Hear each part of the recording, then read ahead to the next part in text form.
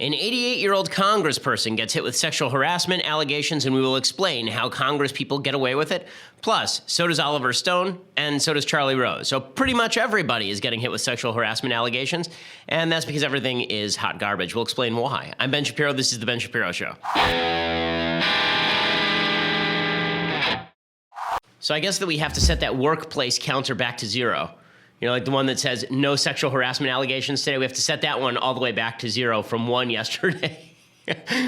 Every single day, there are new prominent people who are being hit with sexual harassment allegations, and we'll go through them. We'll also explain how it is that Congress gets away with it, because they have this very sophisticated system where you're not able to detect which Congress people were actually sexually harassing or sexually molesting the help.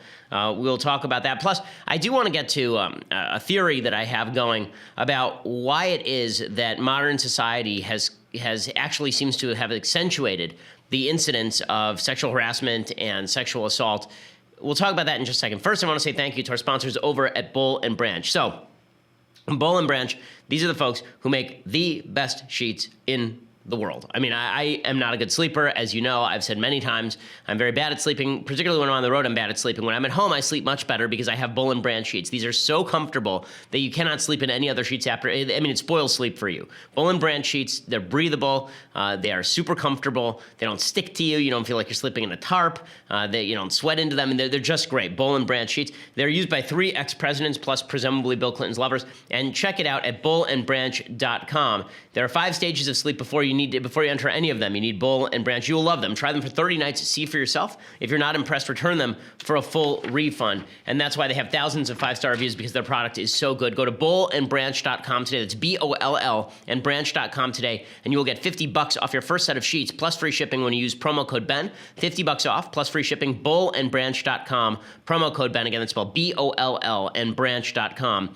Promo code BEN. Go check it out. It's a terrific product. I mean, we bought extra sheets for the guest room. We bought for the kids' rooms. I mean, they're just awesome. Okay, so let's talk about the latest allegations of sexual harassment and sexual assault. So the latest allegations are against John Conyers. Anyone who is surprised by this has not been following politics very long. The Michigan representative John Conyers was caught on a plane a few years back looking at Playboy.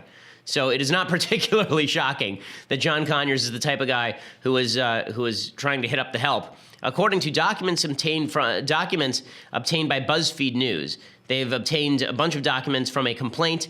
There's a woman who settled a wrongful dismissal complaint in 2015 from Conyers. She says she was fired because she would, quote, not succumb to his sexual advances in 2015.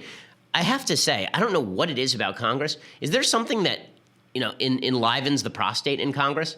Is there something in politics that just allows men's prostates to work longer than normal? Because John Conyers in 2015 was 86 years old and was apparently hitting up the interns for sexual favors.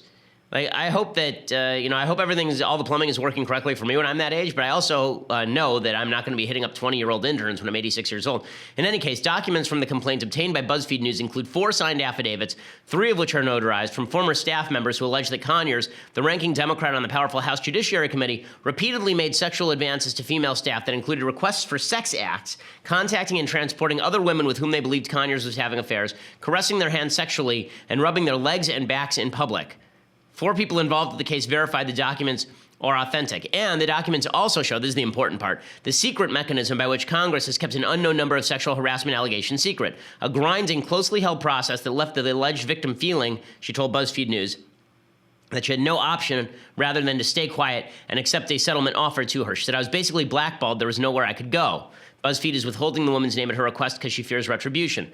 Last week, the Washington Post reported that Congress's Office of Compliance paid out $17 million for 264 settlements with federal employees over 20 years for various violations, including sexual harassment.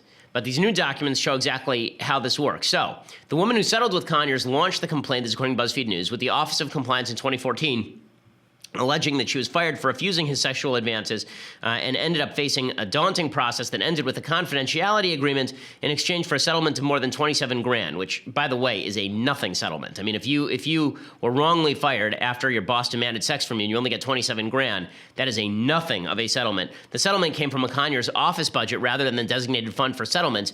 Congress doesn't have an HR department. Instead, congressional employees have 180 days to report a sexual harassment incident to the Office of Compliance, which then leads to a lengthy process involving counseling and mediation and requires the signing of a confidentiality agreement before a complaint can go forward. So you can't even complain. You actually have to go direct to a court and try to sue, or you have to go through this compliance process that requires you to keep your case a secret, which is really horrifying. After this, an employee can choose to take the matter to federal district court, but another avenue is available, an administrative hearing after which a negotiation and settlement may follow. And the agreement says that the complainant agrees she will not disseminate or publish or cause anyone else to disseminate or publish in any manner disparaging or defamatory remarks or comments adverse to the interests of Representative John Conyers, the Office of Representative John Conyers, or any of the office's present or former employees. A lot of members of Congress have said that this raises major concerns. Members have argued that 90 days is too long to make a person continue working in the same environment with their harasser, that interns and fellows should be eligible to pursue complaints through this process, and that it is unfair for the victim to have to pay for legal representation while the office of the harasser is represented for free by the House's counsel. In this case, one of Conyers' former employees was offered a settlement in exchange for her silence that would be paid out of Conyers' taxpayer-funded office budget, and then they would rehire the woman as a temporary employee, and they would pay her through employee funds, so it looked as though she was still working and then she was let go, as opposed to there was a settlement to let her go after she was sexually harassed. The draft agreement was unsigned. Congressional employment records matched the timing and amounts outlined in the document. A law clerk who represented complainants said the process was disgusting. He said it's a design cover-up. You feel they were betrayed by their government just for coming forward. It's like being abused twice. So well done, Congress, for creating a process that protects Congresspeople against their own sexual misconduct. Apparently, a bunch of women have come forward about Conyers. Apparently, the employee said in her affidavit that Conyers made sexual advances toward her. I was driving the congressman in my personal car and resting my hand on the stick shift. Conyers reached over and began to caress my hand in a sexual manner. The woman said she told Conyers she was married and not interested in pursuing a sexual relationship. She said she was told by many times by constituents it was well known Conyers had sexual relationships with his staff, and said she and other female staffers felt this undermined their credibility. A male employee said he witnessed Conyers rub the legs and other body parts of complainant in what appeared to be a sexual and inappropriate manner. Conyers said he needed to be more careful because bad publicity would not be as helpful as he runs for re-election. He ended the conversation saying he would work on his behavior.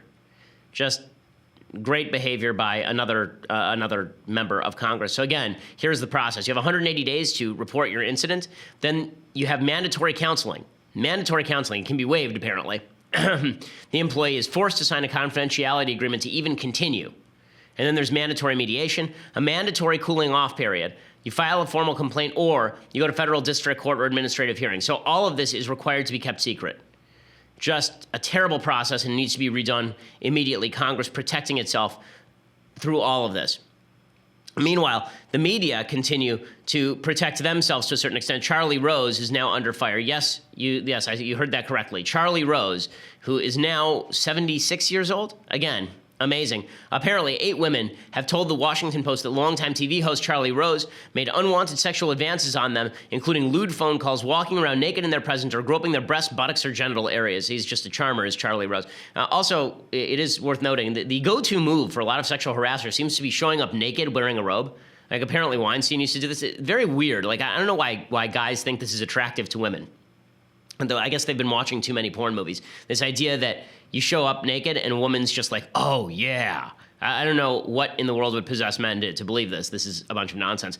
The women were employees or aspired to work for Rose at Charlie Rose from the late 1990s to as recently as 2011. They ranged in age from 21 to 37 at the time of the alleged encounters. Rose is now 75. The CBS canceled his show. PBS and Bloomberg have also dropped him. 5 of the women spoke on the condition of anonymity out of fear of Rose's stature in the industry, his power over their careers, or what they described as his volatile temper. So I have a few notes on all of this. Note number 1 is it is amazing to see how many women say that the reason they didn't come forward is because they were afraid of repercussions within the industry. And it is true. There are repercussions. Okay, I said this yesterday. In Hollywood, in journalism, in politics, there are repercussions for women who speak out against people who sexually harass or sexually assault them. Their names are forever linked with these people. It's hard for them to get a job elsewhere because now they try to apply for a job and people at this new job say, well, maybe the complaint was false. Maybe she's just, the kind of person who's constantly complaining about things and we don't want to hire her. She's a sexual harassment risk. She's going to go to the HR. She's going to sue. Do we really want to hire that person? So women stay silent. But there's something else, and that is we in American society, it's funny. We all like to say, well, how did all these people knew this was going on? Okay, we all vaguely knew that a lot of this was going on in politics, right? Because it's always gone on in politics. There are three types of power here. There's money, there's fame, and there's power. All three of those exist in all three of these professions: journalism, in Hollywood, and in politics. And we have idolized these people. Because we have to ask ourselves a question. Why is it that so many of these guys think they can get away with this? Why did Charlie Rose think he could get away with sexually harassing 22-year-old girls when he was in his 70s? Why do you think he could get away with just asking them to come over his house and then showering publicly naked and then hitting on them? Like, what made him think that it was okay? Well, misconduct thrives when there's no accountability. Now, historically speaking, we've always had powerful men who exhibit atrocious behavior. Typically, those were members of the aristocracy. Typically, those were kings, right? Those were people who could actually exercise power over somebody. There were people who could there's no real evidence that prima nocta ever took place, the idea that nobles would actually go into peasant villages and on the night of a wedding grab the bride away and have sex with her. That's sort of mythical. But the idea that it did exist came from peasants who were saying this is how lords and ladies sort of treat us. That there are these aristocrats, that there are these landed classes who would treat people badly because they had power over you, and how could you fail to accede to their requests? I talked about that movie Mudbound. There's that feeling, not with regard to sex in the movie, but with regard to just generalized treatment, that if somebody has power over you, sometimes you got to keep your head down, and there's nothing that you can say about it. So the question is, in an egalitarian, free association society like ours, why is it that so many of these guys thought they could get away with it? I mean, you could see people getting away with it in a time when kings could behead political opponents, in a time when aristocrats could throw you off their land and ensure that you never were able to work anywhere else and you turned into a starving beggar. But in an area where, women are free to work all over the United States in various industries, why were all of these powerful men, why did they believe they could get away with it, and why did they get away with it? And this is a sad truth about Americans. We treat our new aristocracy the same way peasants treated the old aristocracy, with deference. Right? We treat Hollywood with deference. We treat politicians with deference. We treat journalists with deference. Elite status in each of those industries doesn't just mean that they have opportunities for brutality, but there's a knowledge that if you engage in this sort of brutality, people are going to look the other way. Now, a lot of Americans seek to curry favor with the powerful, and so there's going to be a lot of opportunities for these guys to engage in sexual misconduct. Does anyone really think that women were dying to meet Harvey Weinstein? The reason women wanted to meet Harvey Weinstein is they thought that he could help their career. So that creates the opportunity for misconduct. And then there is the failure of consequences for misconduct, and that's because the public offers no consequences. Sometimes victims were blamed, right? Think of Bill Clinton and Monica Lewinsky. Sometimes victims were blamed. Sometimes sometimes the darkest side of humanity, there's a dark side of humanity where people do look down on victims in certain situations. This happens throughout world history where people are victimized and we look down on them. Why didn't they stand up for themselves? Or, well, she had it coming. This kind of disgusting thought. But we have to stop with the idolatry, okay? You can't idolize the aristocracy, whether you're talking about the modern day aristocracy or whether you're talking about the aristocracy that has existed historically. Okay, so that's point number one. Point number two is I'm seeing this rush to mea culpa on Twitter, and it's really irritating. So there's a guy named Ben White, who's the Politico chief economic correspondent, and he tweeted this morning, "My gender is terrible." Well, the good news is your gender is fluid, so you can change it anytime, Ben. But he says, "My gender is terrible." Time Politics editor Ryan Lee Beckwith tweeted this morning, or yesterday, "Not tweeting tomorrow, just retweeting women. Men, join me." The idea being that men are inherently pigs and evil, and if we just rush forward to disown our own sex, then therefore we'll have done some great grand good. Right? You get the same thing from white people. Anytime there's a racist crime, white person against black person, you get a bunch of white people saying, "I'm ashamed for my white privilege." Okay, this is a trendy habit, yeah, and this is really galling. The reason that it's galling is because it goes to something deeper here. Conservatives, traditionalists, they look at what's happening right now in Hollywood and journalism and politics, and we say, yeah. No, it's not a surprise. I'm sorry. It's not a surprise to anyone, not just because prominent people have always done this, but because human beings are inherently capable of sin. Conservatives look at human beings differently than people on the left do. People in conservative circles, particularly traditional moral circles, they look at human beings and they say, we are all capable of sin. Men particularly have certain sins that attach to their nature. Men are more driven to treat women like sex objects than women are driven to treat men like sex objects, for example. That's just the way it is. That's not an excuse, and that's not even it's a justification in the sense that that is how men are, but it's not an excuse for bad behavior. And that is why what conservatives say is if men have a tendency to do this bad thing, that is why we must have prophylactic rules. This is why we have to train men not to do these things and train men to be gentlemen and set up rules that protect women. Right? This is why conservatives are all about rules. I really do love the G.K. Chesterton notion that the difference between the left and the right is how we treat rules.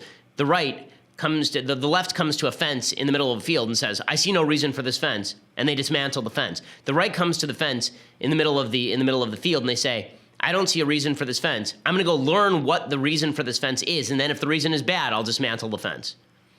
Okay, that the fences that existed for thousands of years were built up around the idea that men were inherently sinful, that men had these drives, and that you needed to build fences around men.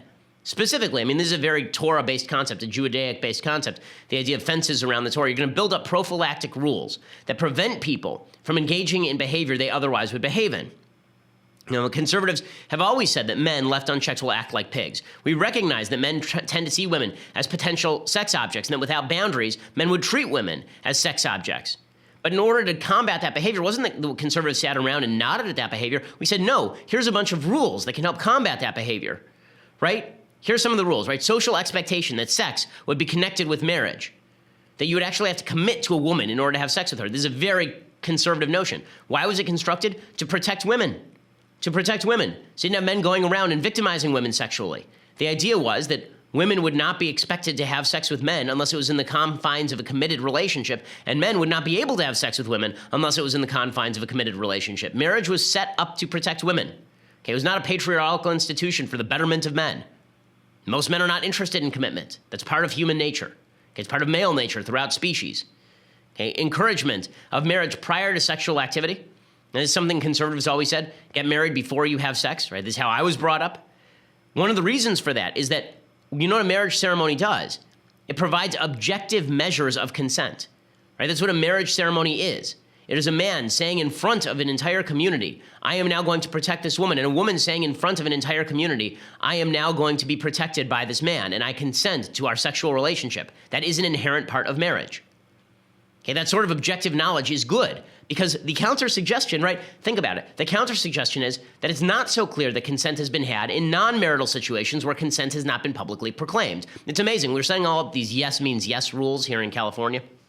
We're setting up, I call them no means no rules. That's not what they are. They're called yes means yes rules in California. Yes means yes rules are you have to sit there with a contractual checklist.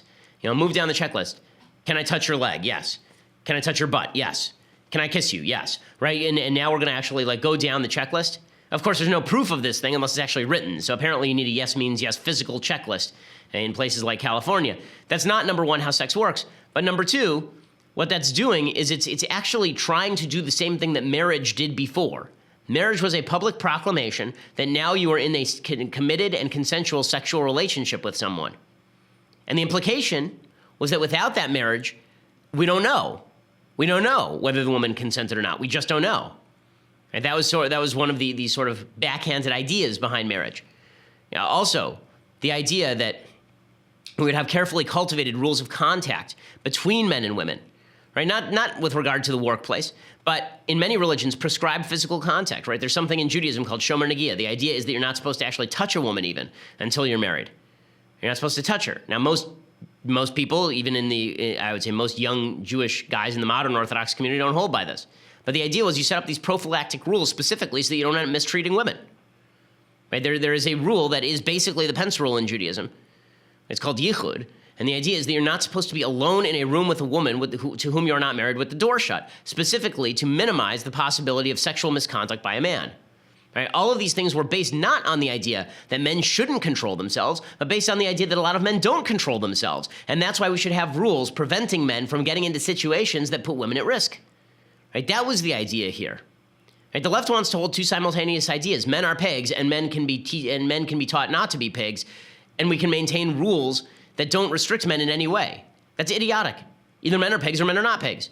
Or at least men have the capacity to be pigs. Conservatism were all about this idea that there were rules, that men could not be universally trusted not to sin against women.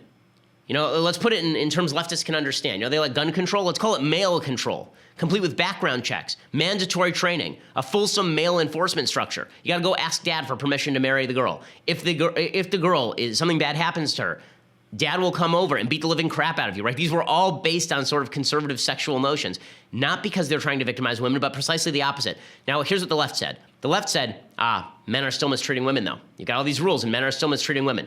It can't be that the rules are not broad enough. The rules are too broad. It must be that the rules themselves are to blame for the exploitation. If we just retrained men, if we somehow perfected human nature and made it so that men didn't see women as sex objects anymore, maybe if we could just teach men, maybe if we could just re-enshrine certain basic feminist notions in men, then all of this would go away. And you know what else? We'll get rid of all these rules, because these rules are really just hallmarks of a patriarchal past. I don't see the reason for this fence. I'm removing this fence. In fact, the fence may be the reason that people are jumping the fence. If you get rid of the fence, maybe they won't jump the fence anymore because there won't be a fence.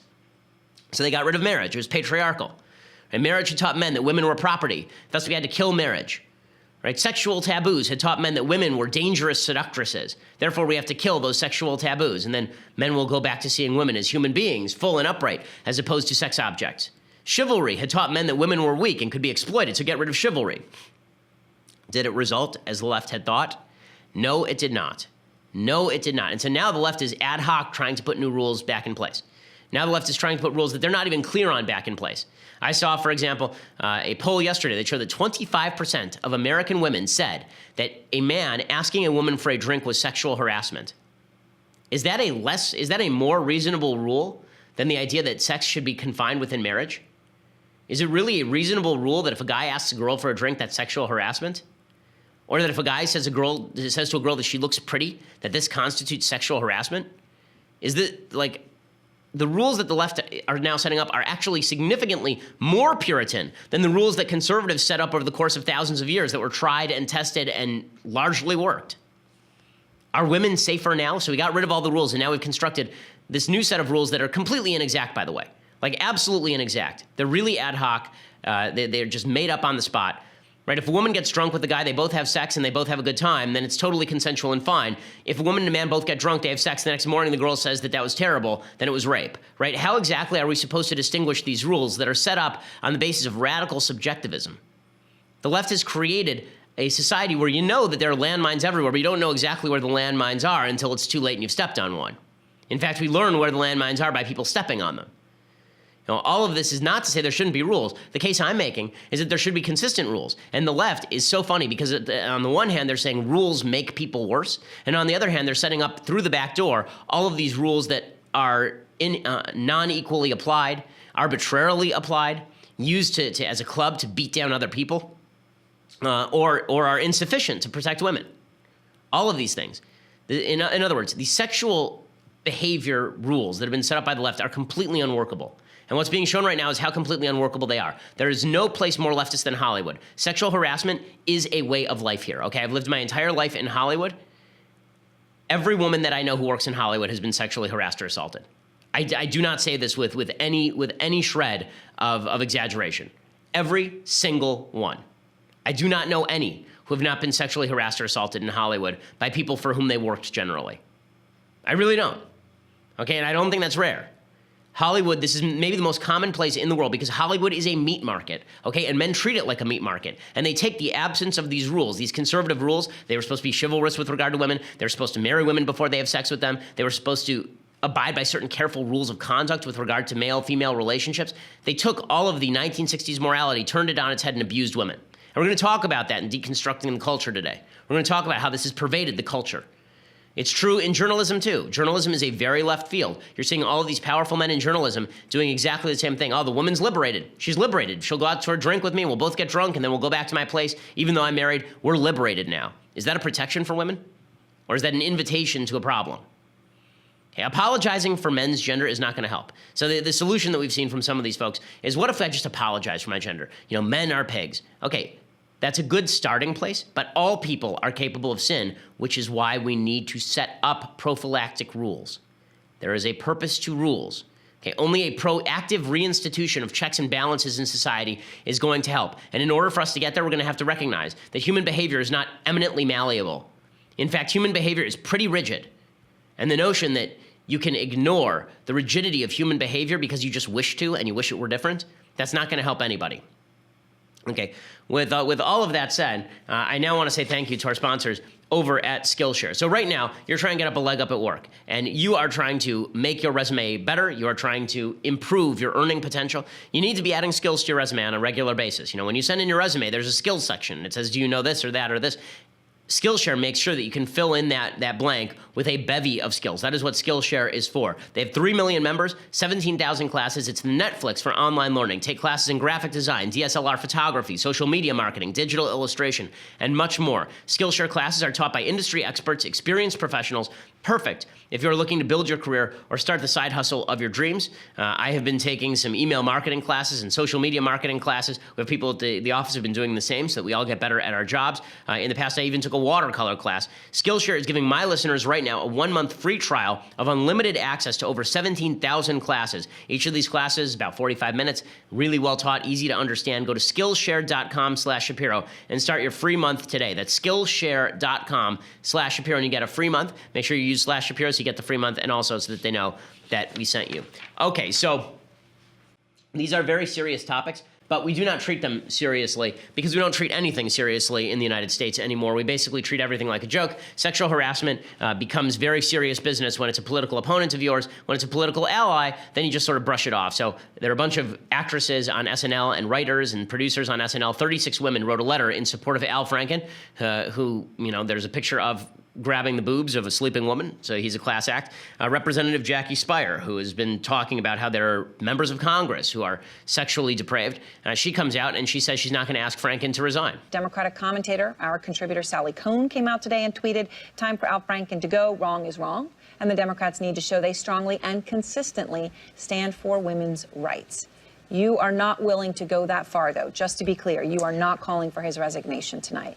Well, I may be calling for his resignation at some point, but I think that, but just not yet, is what I'm saying. You're not there yet. Yes, I'm not there yet. Okay, she's not there. So what exactly would make her be there? Right? Nobody ever has a consistent standard on what would make you be there.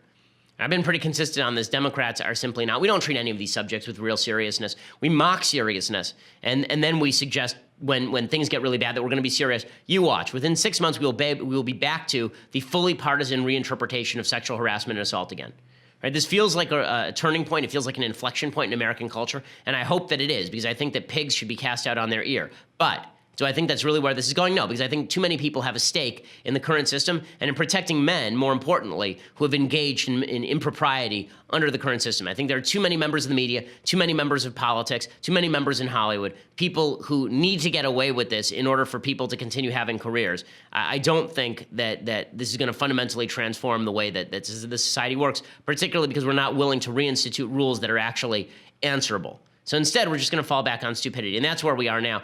Last night, speaking of stupidity, last night, CNN had a 20-minute interview with LaVar Ball. LaVar Ball is this loudmouth moron whose child, Lonzo Ball, plays for the, is that his name? Yeah, Lonzo Ball. He plays for the Lakers, and he has a garbage jump shot. He's basically benched because he's shooting 30% from the field. He's just awful. It's amazing to me you get drafted not knowing how to shoot a basketball. Like, this seems to me the #1 priority. But in any case, his father, LaVar, had started, he's made a name for Lonzo basically by being a loudmouth and saying his son is better than Michael Jordan, which is absurd. Michael Jordan could shoot and play defense. And LaVar Ball then took on Donald Trump. So his other son, LeAngelo, went to China and started shoplifting in China, which is a genius move. And Trump got him free. And then Trump did what Trump does. He said, "I want to thank you." And LeAngelo Ball gave him a thank you, but LaVar Ball did not. Instead, LaVar Ball ripped on President Trump, which led President Trump to suggest that he should have left LeAngelo in jail in China, which, of course, is very mature.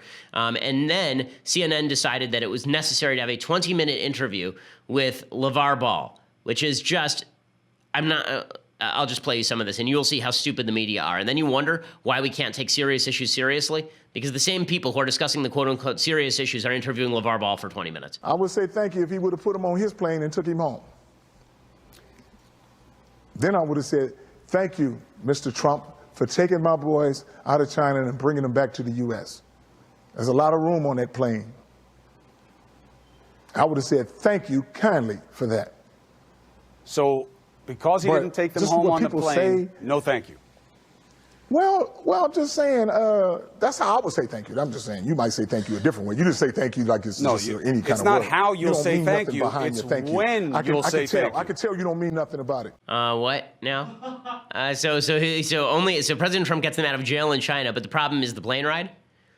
So LaVar Ball, obviously a member of higher intelligence at work, even Shannon Sharp, who has come in for serious criticism on the Ben Shapiro show before, even he says, LaVar, you're being an idiot. I can assure you, even the people that dislike President Trump the most would agree that LaVar Ball is in the wrong in this situation. I guarantee you that. You might dislike what he's done, what he said, and who he is, but what he had some effect on these kids coming home. It sure seemed like it. Who was your son? Your son, the one that I got agree. President Trump involved in this. You're right. You should have been over there opening up 15, 25 pop-up stores, hopefully selling thousands and thousands pairs of sneakers.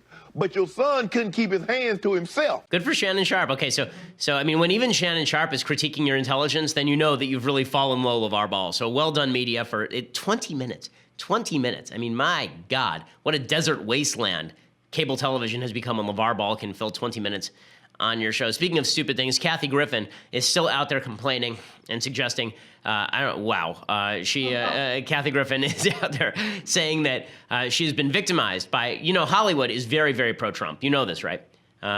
You don't know this because it's not true? Oh, yeah.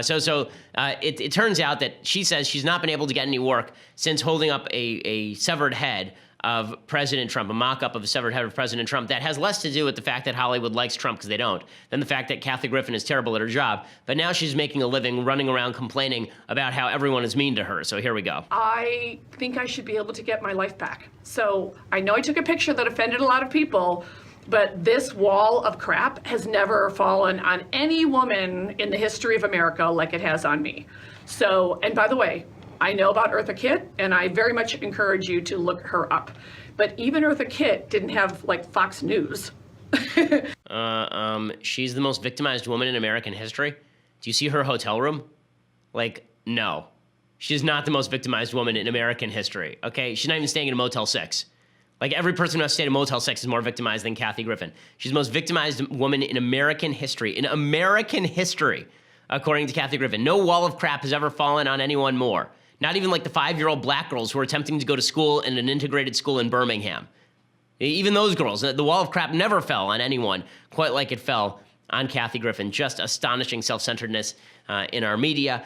And guess what? This is what we'll go back to. Okay, the default here, this is what's so angering. The default here is not seriousness about serious topics. The default is Kathy Griffin and LaVar Ball. That's the default, and the media will go back there and we'll forget about all the sexual harassment stuff, I fear. You know why? Because there's no rooted morality in the United States that requires us to abide by moral rules. There is no rooted morality that says you as a human being are worth more than this, women and men, that you have a soul, you have an immortal soul, and you are required by God, by nature, you are required to treat other human beings with respect and decency because they are worthy of respect and decency. We are an entertainment culture that treats people as disposable commodities, and then we're shocked when people are treated as disposable commodities.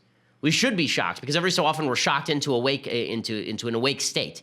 I have a feeling that we're going to fall back asleep again, which is really horrifying. Okay, I have much more to say on this topic and others. We're going to do a significant deconstructing of the culture today involving many old songs that you will recognize but have never really listened to the lyrics to. Or if you have and you let them get away with it, then shame on you. But we'll talk about all of that. You have to subscribe for that. $9.99 a month gets you a subscription to the Ben Shapiro Show. It means that you get the rest of the show live on video. It means the rest of Andrew Klavan's show live on video. It means the rest of Michael Knowles' show live on video. You get to be part of our mailbag here on Friday. Get all your questions answered. We do live questions on the show for those who have not participated.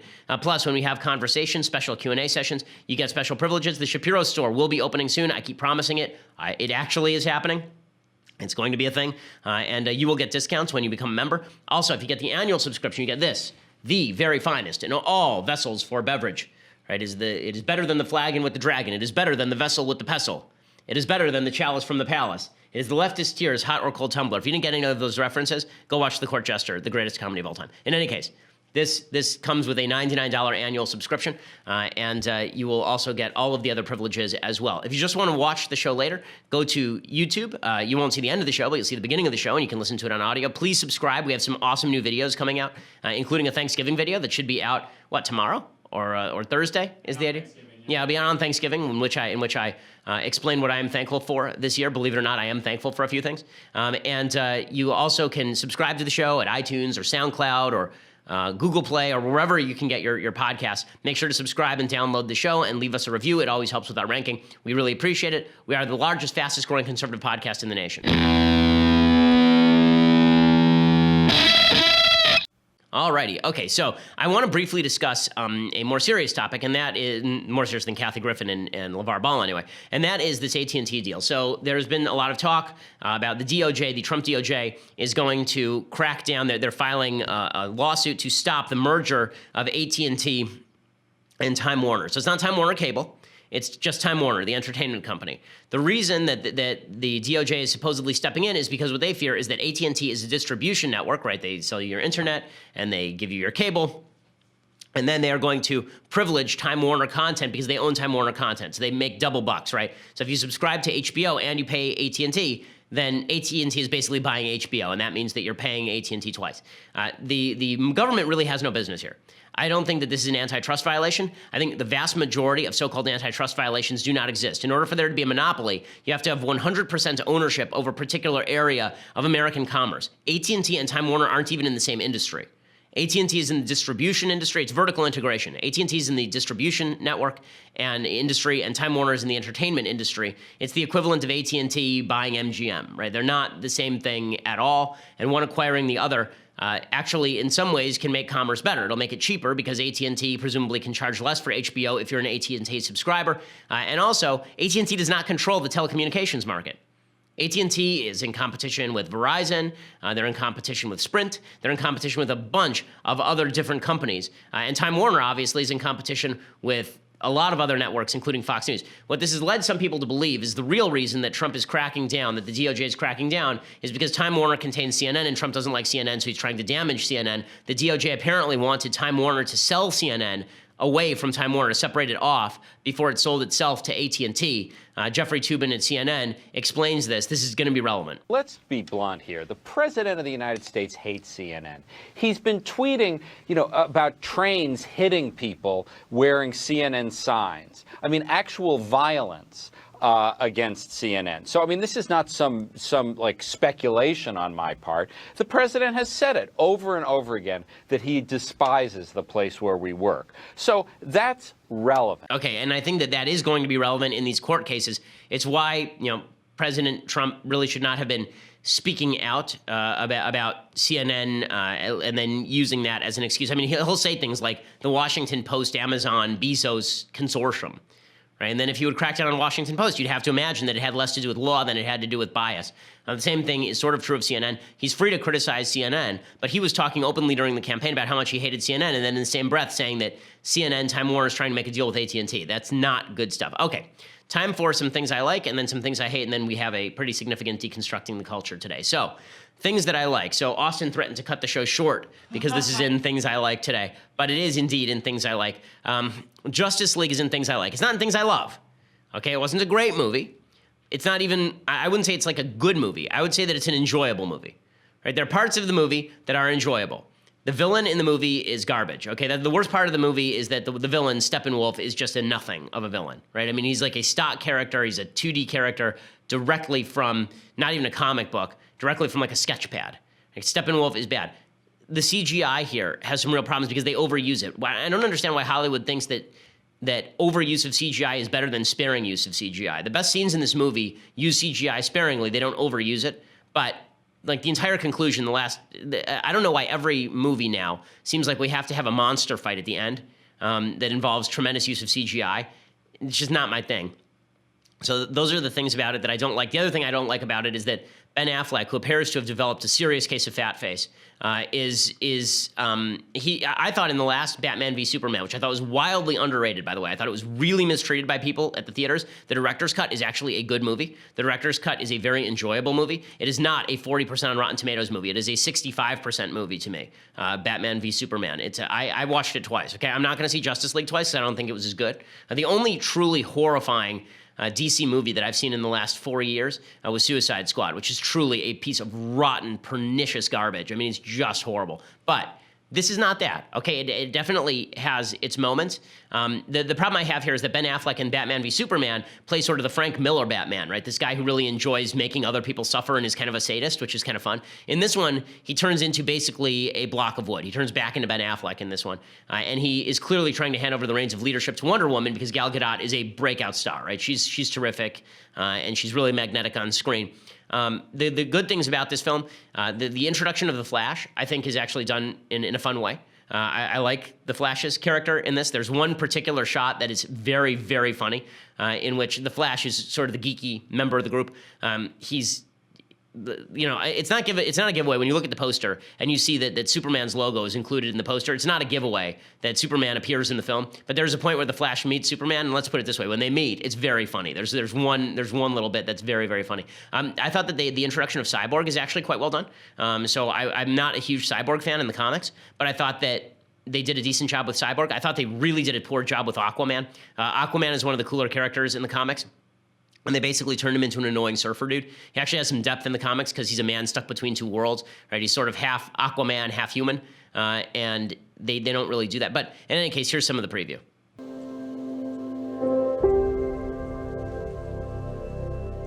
Okay, so let me just say right here, this is the good stuff in the movie, right? The character stuff in the movie is good. I'll take that as a yes. What?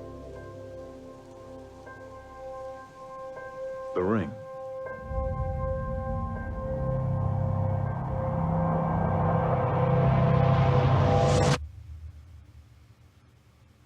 world remains in mourning after the death of Superman.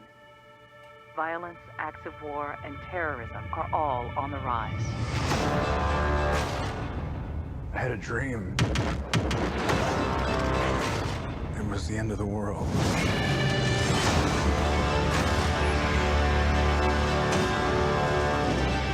Invasion. I think it's something more. Something darker. Okay, so these CGI sort of battles, the preview is actually better than the film. The CGI battles that you see there are not particularly good. They kind of stink, actually. But it has its moments. It's not a great movie by any stretch of the imagination, but it is. I have a basic rule of thumb, as I say, when it comes to Rotten Tomatoes. If you want to use the Rotten Tomatoes score as sort of a proxy for how good a movie is, you have to subtract 20 points from every Marvel movie and add 20 points to every DC movie. For some reason, DC, there's a real bias against DC in the critical community. Again, I don't think this is a great movie, but I don't think it's a garbage movie. And the way that they made out Batman v Superman particularly was that it was a garbage movie. I don't think that's exactly correct. Okay. Other things that I like. So this was just funny. So yesterday, they knocked down the Georgia Dome in Atlanta.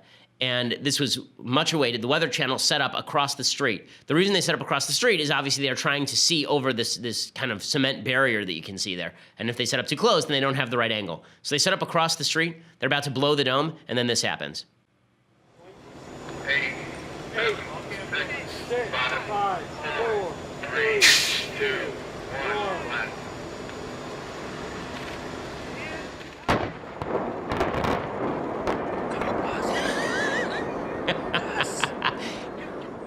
Get out of the way, boss!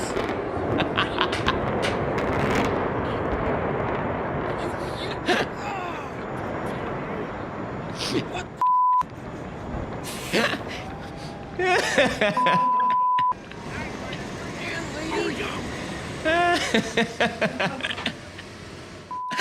And then it's gone. So people started photoshopping that bus into various other events. Like they had the bus driving in front of the game-winning hit from last year's World Series, and they had the bus driving in front of like historic events, just as you were about to see them. Like the moon landing, they had the bus just driving in front of the camera. Pretty spectacular stuff. Very, very funny. Okay, time for a couple of quick things that I hate. So the thing that I hate, number one, comes courtesy of a person who I think is awful, Joy Behar. So Joy Behar on the execrable show The View, which is just, the combined IQ on that show has got to still be in double digits. I mean, it is just a horrific show. Every time I say that, I know I'm foreclosing my possibility of appearing on The View, but I really doubt that I'd ever get an invitation on The View because, I mean, let's be real about this. If The View ever invited me on, it would be the most entertaining hour of television in the history of television. I mean, it would be unbelievable. So The View, if you want to double your ratings, have me on for an hour and see how it goes. But just because of that, they will never have me on The View. In any case, Joy Behar trotted out this old, tired argument that I'm so sick of hearing from people on the left. It's so stupid. It's untrue. Here's Joy Behar. It's kind of consistent, though, in a way, when you think of a lot of these people who are anti-choice. They're very big on the fetus, but as soon as the child is born, they don't vote for additional help for the mother and the child. They don't want to pay for it. No, they won't pay for that. But they just want to fight for the rights. So they're really only interested in you before you're born. Once you're born, you're on your own. Well, okay, this is a common argument. That might be that is what it is, Sonny. It is what it is. Oh, it is what it is. I mean, she knows it. It's Whoopi Goldberg, too. Are you willing to raise this kid that you're demanding I have? Okay, so we can stop it there. Let me start. Okay, I'm demanding you have the kid. Okay, so let's put this in the context of adult conversation. Okay, now we're talking about adults. I don't want you to murder your spouse. I think it's a bad idea for you to murder your spouse. Do I have to adopt your spouse? Is it now my necessity that I have to bring your spouse into my home and provide for your spouse? Or do I just think it's a violation of human rights for you to murder your spouse? This idea that in order for me to say you shouldn't murder your baby, that I have to pay for your baby is so nonsensical. Now, we can have arguments as to what is the best policy for children. We can have arguments over whether there is a real problem of incentivizing women to have children out of wedlock when the government is going to pay for them, because the single motherhood rate has skyrocketed in the years since welfare was instituted. Okay, we can ask these questions. We can say, is this policy the best one for incentivizing men to stay in the home and raise their children alongside women? We can say, are these policies sustainable? Right? These are all real questions we can have. Are they generous enough? Should we do more for children? Right? These are questions that we can ask. Does that have anything to do with murdering the baby? This idea that I don't want you to kill someone, and therefore I have to make them a part of my immediate family or pay for them, is insipid.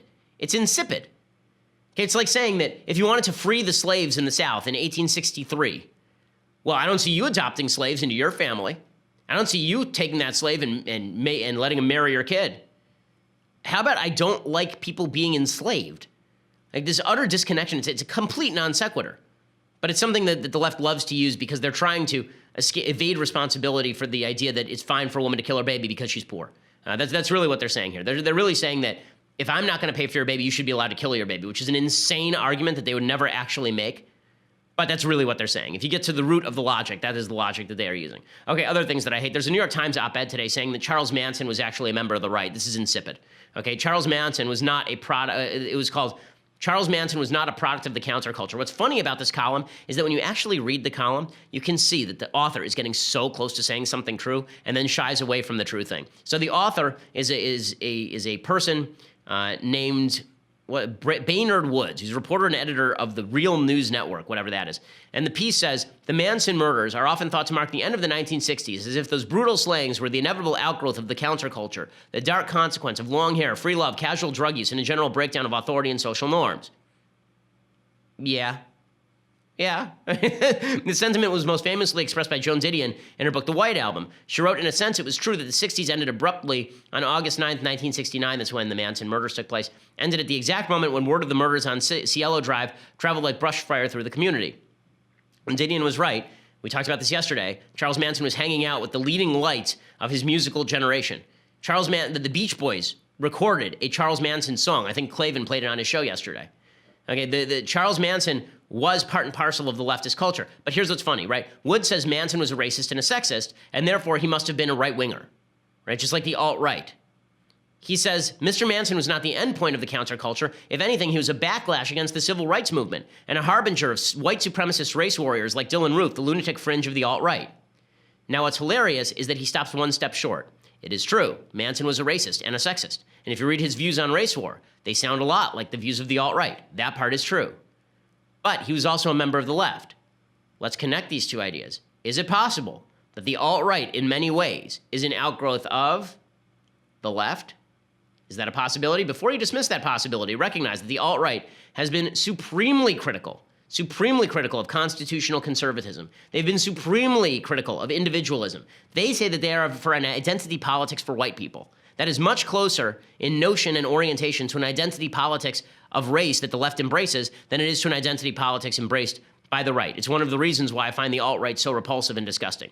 Okay, time to deconstruct a little bit of culture. So We're looking at our culture right now, and we are saying it's a smoking garbage fire. It's a smoking rubble heap of sexual assault and harassment. Where could this possibly have come from? Where would we see some early indicators that maybe this was going to happen?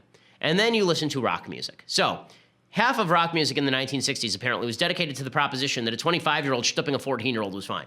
The destruction of traditional sexual mores, the destruction of the idea that there were certain rules you shouldn't break and that consent was not the only standard, was replaced with this free-flowing era of free love where basically if you said that it was fine to have sex with a girl and the girl said okay, then it was fine. So if you go back to Animal House, there's an actual scene in Animal House that is played for laughs, in which one of the characters, I believe it's Tom Hulse, has sex with, is it a 13-year-old girl in Animal House on the 50-yard line? He has sex with like a 13-year-old girl, and it's played for laughs, right, in the middle of Animal House. That's part of the plot, and that's treated as totally normal, right? He doesn't know he doesn't know how old she is, but it's totally fine, right? It's totally fine. It's played as just sort of a funny, oops, my bad. If you look back at the film Shampoo with Warren Beatty, Carrie Fisher, who is, I think, 18 at the time, is playing younger than 18. She's supposed to be playing 16 or 17, and she just has a casual sexual encounter with Warren Beatty, no problem, it's all fine. Right? This was the ethos of the 1960s and 1970s, and you see it in the music. Right? Even this song by the Beatles, I Saw Her Standing There, still a popular old ballad, right? I saw her stand, not really a ballad, but it's still a popular song. I Saw Her Standing There was played on the Ed Sullivan Show. Okay, listen to the lyrics for a second. Okay, listen to just the beginning of the lyrics.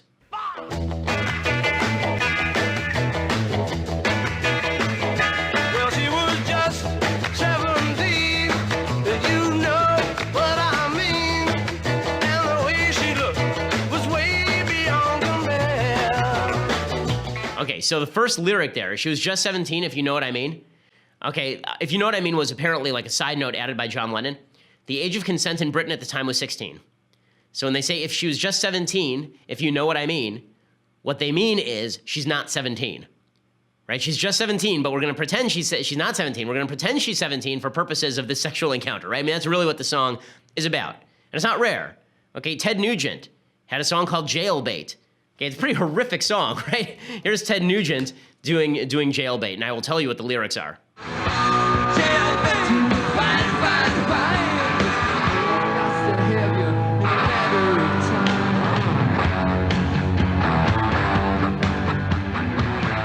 Okay. It continues along these lines. It says, Jailbait, you look so good to me. Jailbait, won't you set me free? The lyrics continue. Well, I don't care if you're just 13. 13. What? Yeah, that's in the lyrics. Well, I don't care if you're just 13. You look too good to be true. I just know that you're probably clean. There's one little thing I got to do to you. Okay, this is in the lyrics. And then later he says that maybe he'll go after her mom. And then the police show up, right? And he says, wait a minute, officer. Don't put those handcuffs on me. What about her? Hey, I'll share her with you.